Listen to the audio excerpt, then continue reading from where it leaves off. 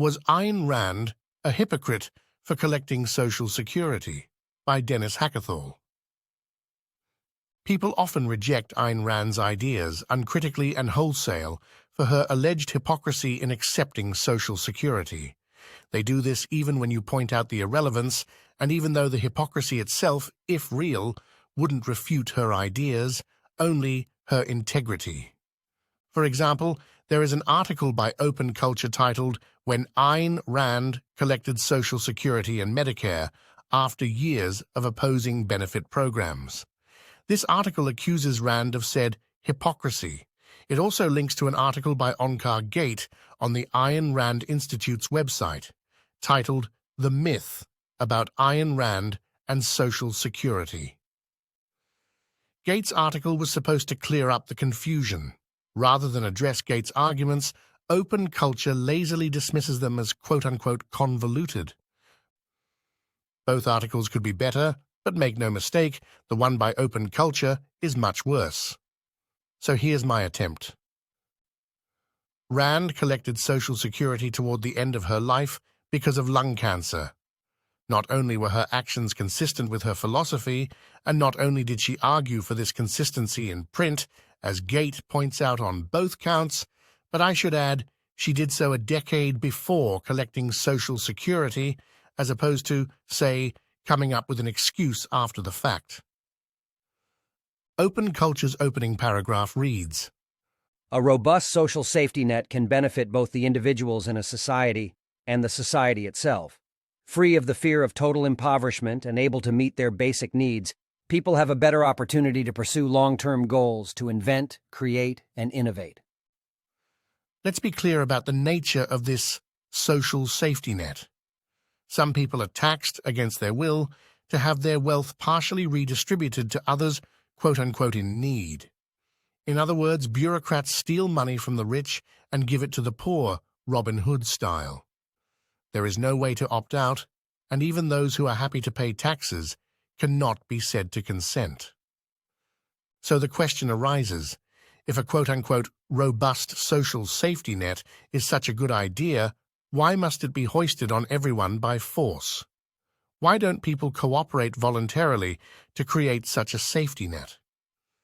The article relies on the mistaken notion that social welfare is the political realization of genuine goodwill among the people. In fact, the opposite is the case.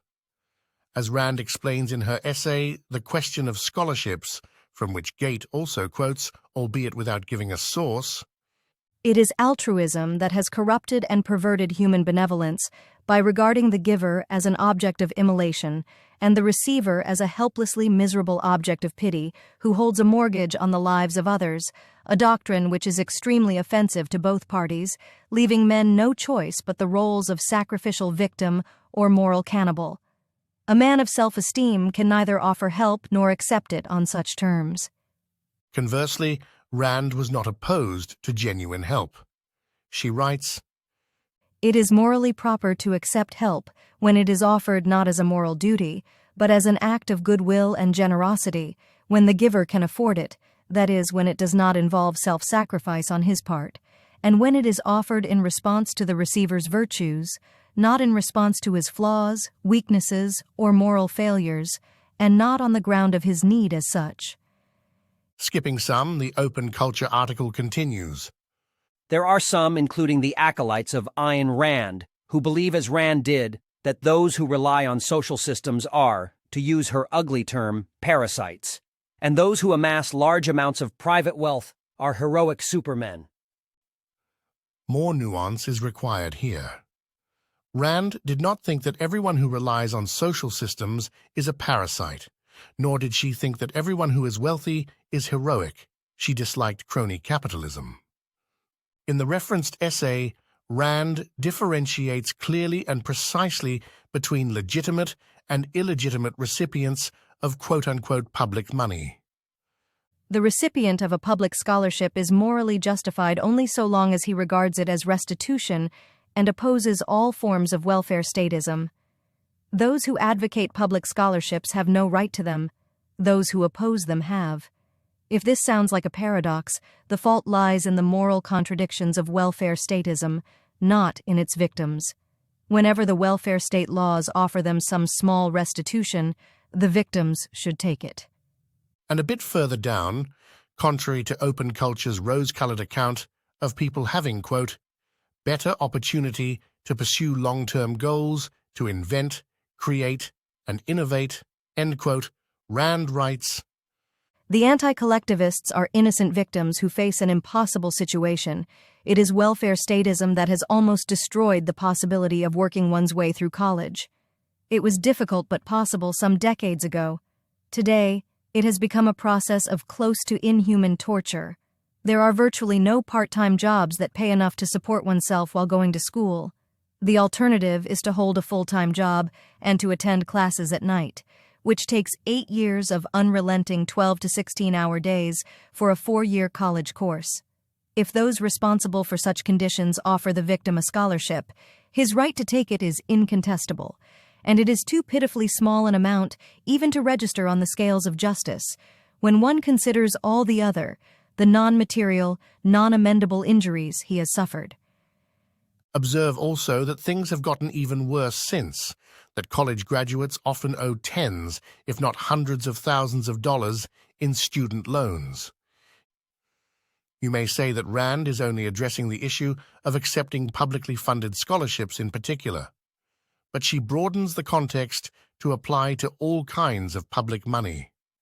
The same moral principles and considerations apply to the issue of accepting Social Security, unemployment insurance, or other payments of that kind. It is obvious in such cases that a man receives his own money which was taken from him by force, directly and specifically, without his consent, against his own choice. Those who advocated such laws are morally guilty, since they assumed the right to force employers and unwilling co-workers. But the victims who opposed such laws have a clear right to any refund of their own money, and they would not advance the cause of freedom if they left their money, unclaimed, for the benefit of the welfare state administration. Rand wrote this in 1966, again, well before ever collecting any Social Security, and presumably before having reason to think she would ever need it herself. Open culture alleges that Rand failed to realize that, quote, none of us is anything more than human, subject to the same kinds of cruel twists of fate, the same existential uncertainty, the same illness and disease, end quote, and then points out, in a possibly celebratory way, that Rand herself became the victim of such misfortune due to her lung cancer. Of course, Rand was well aware of the fact that misfortune may befall any of us. Who doesn't know that? She just didn't want one person's misfortune to be a claim on another's life and property, as Gate points out. She instead wanted a society where the answer to poverty is the freedom to achieve, a freedom which, in today's America, is being systematically violated. The Open Culture article quotes Rand's assigned social worker, Eva Pryor, as saying that Rand hesitated to accept Social Security. But then Pryor partially invokes Rand's own argument that she had a right to such payments. If anything, Rand's hesitation to collect Social Security might, by uncharitable eyes, be considered hypocritical. But the fact that Pryor believes to be arguing against Rand, while really invoking Rand's argument, is evidence that Pryor did not understand her. So I advise against accepting Pryor's account uncritically. Toward the end of their article, Open Culture grossly misrepresent Rand's stance by claiming that, quote, the sole function of her thought is to justify wealth, explain away poverty, and normalize the sort of Hobbesian war of all against all Rand saw as a societal ideal, end quote. Not only does this minimize Rand's contributions, it's also false. In her book, The Virtue of Selfishness, Chapter 4, titled The Conflicts of Men's Interests, Rand advances, quote, the objectivist principle that there are no conflicts of interests among rational men, end quote. Open Culture, on the other hand, is in favor of a society where those in need may loot the wealthy. So who's advocating a war of all against all? But I suspect it doesn't matter much what Rand did. Her detractors would find a way to smear her regardless, and the welfare state produces otherwise unnecessary conflicts between and within people anyway. As Rand writes herself, It is a hard problem, and there are many situations so ambiguous and so complex that no one can determine what is the right course of action. That is one of the evils of welfare statism. Its fundamental irrationality and immorality force men into contradictions where no course of action is right. in conclusion, Rand was not a hypocrite for accepting Social Security payments. On the contrary, her philosophy stated well in advance that she had a right to such payments because 1. She opposed the welfare state, and 2.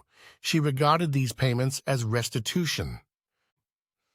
You may disagree with her ideas, but the hypocrisy charge does not stand up to scrutiny.